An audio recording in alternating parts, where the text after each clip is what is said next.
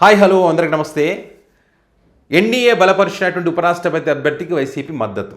జగన్మోహన్ రెడ్డి భయపడ్డాడు. ఇది ఇప్పుడు పెద్ద ఎత్తున జరుగుతున్నటువంటి చర్చ. ఎవరైతే జగన్మోహన్ రెడ్డి భయపడ్డాడు అని ఎవరైతే అంటున్నారో వాళ్ళకు కొన్ని నిజాలు చెప్పదలుచుకున్నా. ఇప్పుడు ఏదైతే ఉపరాష్ట్రపతి ఎన్నిక జరుగుతూ ఉందో ఈ ఎన్నికకు సంబంధించి వైసీపీ మద్దతు ఇవ్వడానికి కారణాలు ఇవి అని చెప్పి కొంతమంది మేధావులు, అంటే మేము మేధావులం అని చెప్పబడేటువంటి వ్యక్తులు, ఒక వర్గం మీడియా, కొంతమంది నాయకులు ఏ రకంగా మాట్లాడుతూ ఉన్నారంటే, అవసరం లేకపోయినా, ఇప్పుడు ఎన్డీఏకి ఎవరి అవసరం లేకపోయినప్పటికీ కూడా జగన్మోహన్ రెడ్డి గారు మరి అక్కడికి ఎవరికి నేను మా ఓట్లు వేస్తాం, మాకు ఉన్నటువంటి 11 మంది ఎంపీల బలవంతా మీకు సపోర్ట్ చేస్తామని జగన్మోహన్ రెడ్డి అడుక్కుంటున్నాడు, వణికిపోతున్నాడు, ఉచ్చబోసుకుంటున్నాడు అని చెప్తా ఉన్నారు. ఏం కారణం చేత అంట, జగన్ గారి మీద ఉన్నటువంటి ఈడీ కేసులు కానీ, సిబిఐ కేసులు కానీ, అదేవిధంగా వైఎస్ అవినాష్ని కాపాడుకోవడం కోసం వైఎస్ వివేక కేసులో ఇవన్నీ కాపాడుకోవాలి, ఇవన్నీ జాగ్రత్తగా ఉండాలి, మేము లోపలికి పోకుండా అంటే ఖచ్చితంగా వాళ్ళకు భయపడాలి, వాళ్ళు చెప్పినట్టు చెయ్యాలనే ఉద్దేశంతో జగన్మోహన్ రెడ్డి భయపడుతున్నారనేది వీరి యొక్క అభిప్రాయం. నిజంగా జగన్మోహన్ రెడ్డికి భయమే లేకుంటే, బీజేపీ పార్టీ అంటే భయమే లేకుంటే ఇండియా కూటమి అభ్యర్థికి సపోర్ట్ చేయొచ్చు కదా. పైగా రాహుల్ గాంధీ ఓట్ల చోరీ గురించి పెద్ద ఎత్తున మాట్లాడుతూ ఉన్నారు కదా, మరి ఆంధ్రప్రదేశ్లో కూడా ఈ రకంగా జరిగింది కదా, మరి సపోర్ట్ చేయొచ్చు కదా అనేటువంటిది వీరి యొక్క అభిప్రాయం. నిజాలు మాట్లాడుకుందామా? జగన్మోహన్ రెడ్డి నిజంగా భయపడ్డాడంటారు కదా. నిజంగా భయపడి ఉంటే గనక ఓదార్పు యాత్ర చేస్తానన్నప్పుడు 100 సంవత్సరాల చరిత్ర కలిగినటువంటి కాంగ్రెస్ పార్టీకి జగన్మోహన్ రెడ్డి అప్పుడు భయపడ్డా? భయపడలేదే. అప్పుడు పెట్టినటువంటి కేసులే కదా మీరు చెప్తున్న ఈడీ కానీ, సిబిఐ కేసులు కానీ, జైలుకు పంపించారు. భయపడ్డా? భయపడలేదే. 16 నెలలు జైల్లో ఉండొచ్చాడు కదా. బయటకు వచ్చిన తర్వాత భయపడ్డా? లేదే. పబ్లిక్లో తిరిగాడే. 2014లో ప్రతిపక్షానికి పరిమితం అయ్యాడు. అప్పుడు భయపడ్డా? లేదే. మళ్ళీ ప్రతిపక్ష పాత్ర పోషించాడు, ప్రజలకు వెళ్ళాడు. 2019లో మళ్ళీ ప్రజల యొక్క కష్టాలు తెలుసుకున్నాడు, ముఖ్యమంత్రి అయ్యాడు. 2024లో పార్టీ మూసేస్తారన్నారు. భయపడ్డా? పార్టీ నాయకులు ఉండరని చెప్పి అన్నారు. భయపడ్డారా? లేదే. తక్కువ కాలంలోనే 3-4 నెలల కాలంలోనే మళ్ళీ తిరిగి పార్టీని గాడిలో పెట్టాడు, వాళ్ళలో ధైర్యాన్ని నింపాడు, మళ్ళీ గెలుస్తామనేటువంటి ఒక ధీమాను తీసుకొచ్చాడు జగన్మోహన్ రెడ్డి. ఓకే. సో ఈ రకంగా ఏ విషయంలో కూడా జగన్మోహన్ రెడ్డి భయపడకుండా ముందుకు వెళ్తా ఉన్నారు. నిజంగానే జగన్మోహన్ రెడ్డి భయపడేవాడే అయితే ఈ కాంగ్రెస్ పార్టీ మొదట్లో ఎప్పుడైతే భయపెట్టిందో అప్పుడే భయపడేవాడు. అదేవిధంగా 2014లో బీజేపీ పార్టీతో పొత్తు పెట్టుకునేవాడు, 2019లో బీజేపీతో పొత్తు పెట్టుకునేవాడు, 2024లో బీజేపీతో పొత్తు పెట్టుకునేవాడు. ఎందుకంటే 2019లో ముఖ్యమంత్రిగా ఉన్నప్పుడు బీజేపీ పార్టీతో స్నేహపూర్వకమైనటువంటి వాతావరణం ఉంది జగన్మోహన్ రెడ్డి గారు కానీ, బీజేపీ పార్టీకి కానీ. సో ఈ క్రమంలో మరి బీజేపీతో పొత్తు పెట్టుకోవాలని ఒక ప్రతిపాదన కూడా వచ్చిందని చెప్పి ఒక చర్చ మనం బలంగా చూసాం అప్పుడు. కానీ అవసరాలను దృష్టిలో పెట్టుకొని, రాష్ట్ర ప్రయోజనాలు కానీ, దేశ ప్రయోజనాలు కానీ వీటి దృష్టిలో పెట్టుకుని వాళ్ళకు మద్దతు ఇస్తూ స్నేహపూర్వకంగా ఉన్నాడే తప్పితే ఎక్కడా కూడా యూటర్న్లు తీసుకోవడం కానీ, చీకటి ఒప్పందాలు చేసుకోవడం కానీ, వేరే పార్టీలకు మద్దతు ఇవ్వడం కానీ, వేరే పార్టీల మద్దతు తీసుకొని వేరే పార్టీలతో పొత్తు పెట్టుకొని పోటీ చేసినటువంటి సందర్భం కానీ అప్పుడు కానీ, ఇప్పుడు కానీ, ఎప్పుడు కానీ లేనే లేదు. నిజంగా భయపడేవాడైతే మరి అప్పుడే తీసుకోవచ్చు కదా. మరి అదే రకంగా అరే ఓడిపోతామేమో, బీజేపీ, జనసేన, టీడీపీ మూడు పార్టీలు కలిస్తే నేను ఓడిపోతానేమనే భయంతో మరి బీజేపీతో పొత్తు పెట్టుకోవచ్చు కదా. కానీ పొత్తు పెట్టుకోలేదు జగన్మోహన్ రెడ్డి. సో ఇక్కడ ఎక్కడ భయపడ్డట్టు? అండ్ అదేవిధంగా ఇప్పుడు ఇండియా కూటమి అభ్యర్థికి సపోర్ట్ చేయొచ్చు కదా అంటున్నారు. ఇప్పుడు రాజ్నాథ్ సింగ్ గారు జగన్ గారికి ఫోన్ చేసి మీ మద్దతు మాకు కావాలని చెప్పి వాళ్ళకి అవసరం లేకపోయినప్పటికీ కూడా గౌరవంగా జగన్మోహన్ రెడ్డి గారితో స్నేహాన్ని కొనసాగించాలనే ఉద్దేశంతో ఫోన్ చేసి మీ మద్దతు కావాలన్నప్పుడు ఖచ్చితంగా వాళ్ళు ఆ అవసరాన్ని బట్టి ఖచ్చితంగా మద్దతు ప్రకటిస్తామని వాళ్ళు మద్దతు ప్రకటించారు. నిజంగానే మరి భయపడేవాడు ఉంటే వక్ఫ్ బిల్లుకి ఎందుకని మరి వ్యతిరేకించారు కదా. సో అప్పుడు కూడా వ్యతిరేకిస్తే ఒక రకంగా మాట్లాడారు, సపోర్ట్ చేస్తే ఒక రకంగా మాట్లాడతారు. లేదు వ్యతిరేకించేసరికి లేదు సాక్షి ఆఫీసు మైనార్టీలో వచ్చి తిరగబడతారని చెప్పి వక్ఫ్ భూముల్లో ఉందని చెప్పి దానికి సంబంధించి పెద్ద ఎత్తున చర్చ చేశారు. ఎంత చేయాలో అంత చేశారు. ప్రజలు నమ్మారా? వైవి సుబ్బారెడ్డి చాలా క్లియర్గా ఆధారాలతో సహా చెప్పాడు ఏం జరిగింది ఏంటి అని చెప్పి. సో అప్పుడు మీరు నవ్వులపాలయ్యారు కానీ జగన్మోహన్ రెడ్డి భయపడలేదే. తను ఏదైతే నమ్మాడో దానికి అనుగుణంగానే పని చేసుకుంటూ పోతున్నాడు.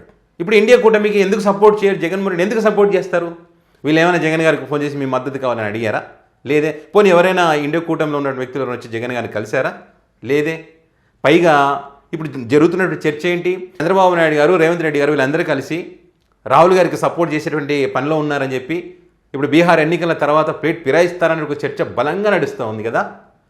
అంటే చంద్రబాబు నాయుడు గారు చీకటి ఒప్పందాలు ఉంటాయని చెప్పి గతంలో కూడా ఒకసారి బీజేపీ, ఒకసారి కాంగ్రెస్, ఇట్లా రకరకాలుగా పార్టీలు మారుస్తూ ఉంటారు, యూటర్న్లు తీసుకుంటుంటారు. కాబట్టి మనం ఇలాంటి వ్యక్తిని ఎల్లకాలం నమ్ముకోలేమనే ఉద్దేశంతో బీజేపీ పార్టీ జగన్ గారిని నమ్ముకుంది, ఒక సిగ్నల్ కూడా ఇచ్చింది, మేము జగన్ గారిని దూరం చేసుకోదలుచుకోలేదు. దానికి ఒకే ఒక ఎగ్జాంపుల్ అయితే వాళ్ళకు జగన్ గారు మద్దతు ఇవ్వకపోయినా, సపోర్ట్ ఇవ్వకపోయినా వాళ్ళు గెలిచే అవకాశం ఉన్నప్పటికీ కూడా అడిగారు అంటే దాని అర్థం ఏంటి? మరి రాజ్నాథ్ సింగ్ గారు అంటే చోటమోట నాయకుడు అయితే కాదు కదా.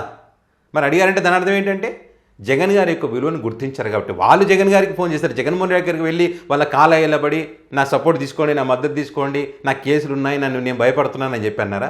వాళ్ళు ఫోన్ చేస్తే సరైన మద్దతు ఇచ్చారు కదా. జగన్ గారు ఫోన్ చేయడానికి వాళ్ళు ఫోన్ చేయడానికి చాలా తేడా ఉంటుంది ఇక్కడ. మరి అదే చంద్రబాబు నాయుడు గారు ఎన్నికలకు ముందు వాళ్ళు పొత్తు పెట్టుకోమని చెప్పినా కూడా లేదు పొత్తు పెట్టుకుంటా అని చెప్పి పవన్ కళ్యాణ్ అక్కడ పంపించి మాట్లాడిపించి పొత్తు పెట్టుకొని ఒక బలవంతపు పొత్తు కదా అది పెట్టుకున్నారు కదా. సో దీన్ని ఏమంటారు? ఇది ధైర్యం అంటారు, ఇది భయపడ్డామన్నారు. జగన్ గారేమో ఏమైనా సపోర్ట్ చేస్తేనేమో భయపడిపోయారు, కేసులకు భయపడ్డారు, దానికి భయపడ్డారని. ఇప్పుడు చంద్రబాబు గారి మీద కేసులు లేవా? ఇదే బీజేపీ పార్టీ నాయకులు అన్నారు, అదే నరేంద్ర మోదీ గారు అన్నారు, పోలవరం ఒక ఏటీఎం లాగా వాడుకుంటున్నారని చెప్పి. అదేవిధంగా అనేక కేసులు ఉన్నాయి, ఈడీ కేసులు ఉన్నాయి, సిబిఐ కేసులు ఉన్నాయి. మరి ఈ కేసులకు భయపడే మరి చంద్రబాబు నాయుడు వాళ్ళతో పొత్తులు పెట్టుకున్నారు అలా ఇప్పుడు అంతే కదా. జగన్ గారు ఏమో పొత్తు పెట్టుకోలేదు, జస్ట్ సపోర్ట్. కొన్ని విషయాల్లో సపోర్ట్ చేశారు, కొన్ని దాంట్లో సపోర్ట్ ఇవ్వలేదు. ఇక్కడ డైరెక్ట్ కదా. ఒకసారి ఇప్పుడు చూడండి, మళ్ళీ రేపు ఓడిపోయే పరిస్థితిని బీజేపీ అంటే మళ్ళీ కాంగ్రెస్ పార్టీ దగ్గరికి వెళ్తారు చంద్రబాబు నాయుడు గారు. జగన్ గారు అట్లేం పోలేదే. ఓడిపోతానన్నా ఓడినా గెలిచినా సింగిల్గానే వచ్చారు వాళ్ళు. అసలు విషయం ఏంటంటే అవసరం లేకపోయినా ఎందుకు జగన్ గారికి ఫోన్ చేస్తారు వీళ్ళు? జగన్ గారి మద్దతు ఎందుకు తీసుకున్నారు వీళ్ళు? రాజ్నాథ్ సింగ్ లాంటి వ్యక్తి ఫోన్ చేయడం ఏంటి? సో ప్రజలు ఒక చర్చ జరిగినప్పుడు దీన్ని ఏదో డైవర్ట్ చేయాలా? ఏం చేయాలా? కేసులకు భయపడే ఈడీ, సిబిఐ, వివేక కేసు ఉంది కాబట్టి వీటికి భయపడే జగన్మోహన్ రెడ్డి అడుక్కుంటున్నాడు వాళ్ళని చెప్పి వాళ్ళకున్న మీడియా ద్వారా చెప్పేటువంటి ఒక ప్రయత్నం. కానీ జనాలు నమ్ముతారా? నిజాలేదో తెలుసు కదా.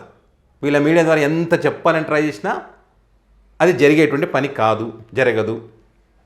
నిజంగానే జగన్మోహన్ రెడ్డి గారు భయపడ్డారు. అబ్బా, మరి చంద్రబాబు నాయుడు గారు, లోకేష్ గారు కానీ, పవన్ కళ్యాణ్ గారు వీళ్ళు చాలా ధైర్యవంతులు కదా. మళ్ళీ అదే ఢిల్లీకి వెళ్ళి ఎందుకు మనకు జగన్తో పోతూ, ఎందుకు మనకు జగన్ మద్దతు అవసరం లేదు కదా, వద్దని చెప్పండి అని చెప్పి, అవసరం లేదు కదా అని చెప్పి ఢిల్లీ పెద్దలకు చెప్పమనండి, బీజేపీ పెద్దలకి చెప్పగలరా? మరి అంతా కలిసే ఉన్నారు కదా, పొత్తులో భాగంగా గెలిచారు, అఖండ మెజారిటీలు, అఖండ విజయాలు సాధించారు కదా. మీరు ఎంత చెప్తే అంత కదా, చక్రాలు తిప్పుతారు కదా, పోయి అక్కడ చక్రాలు తిప్పండి. ఫోన్ ఎందుకు చేశారా రాజ్నాథ్ సింగ్ అని అడగండి. జగన్ గారికి ఎట్లా మీరు ఫోన్ చేస్తారని చెప్పి మా రక్తం మరిగిపోతుందని అడగండి. ఎందుకు అడగట్లే? మరి ధైర్యవంతులైతే. తెలుసు ఢిల్లీ బీజేపీ పెద్దలకు అన్ని విషయాలు తెలుసు. ఈ కేసులు ఉన్నందుకే ఇట్లా చేస్తూ ఉన్నారు, లేకుంటలేదు. మరి పొత్తులు ఇంకో మాట అంటారు.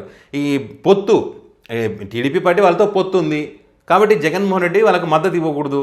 ఎట్లా ఇస్తారంటే ఇప్పుడు చంద్రబాబు నాయుడు గారు ఈసారి పొత్తు పెట్టుకున్నారు, నెక్స్ట్ టైం పొత్తు పెట్టుకోరు బీజేపీ పార్టీతో. అంటే ఈయన నిర్ణయం మీద ఆధారపడి జగన్మోహన్ రెడ్డి నిర్ణయాలు తీసుకుంటారా? ఏమైనా తన ఆలోచనలు, తన నిర్ణయాలు తనకుంటాయి. ఈయన బేస్ చేసుకొనే నిర్ణయాలు. రాష్ట్ర రాజకీయాలు వేరు, అక్కడ నేషనల్ పార్టీతో ఉండేటువంటి బంధాలు వేరు. అంతే తప్ప చంద్రబాబు నాయుడు గారు వాళ్ళతో మాట్లాడారు కదా, నాకేంటి, నేనెందుకు వాళ్ళతో మాట్లాడాలని ఎట్లా అనుకుంటారు? అవసరాన్ని బట్టి వాళ్ళ మద్దతు ఇవ్వడం లాంటివి చేస్తూ ఉంటారు అంతే.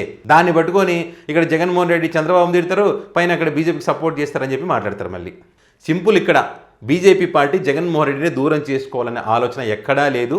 ఇక్కడ జగన్మోహన్ రెడ్డి ఎవరికి కూడా భయపడలేదు. ఇక్కడ జగన్మోహన్ రెడ్డి వాళ్ళకి ఫోన్ చేయలేదు, వాళ్ళు జగన్మోహన్ రెడ్డికి ఫోన్ చేశారు. అంటే ఇక్కడ స్నేహపూర్వకమైనటువంటి ఒక పాలిటిక్స్ అయితే వీళ్ళు చేస్తూ ఉన్నారు తప్పితే వేరే ఏమీ కాదు.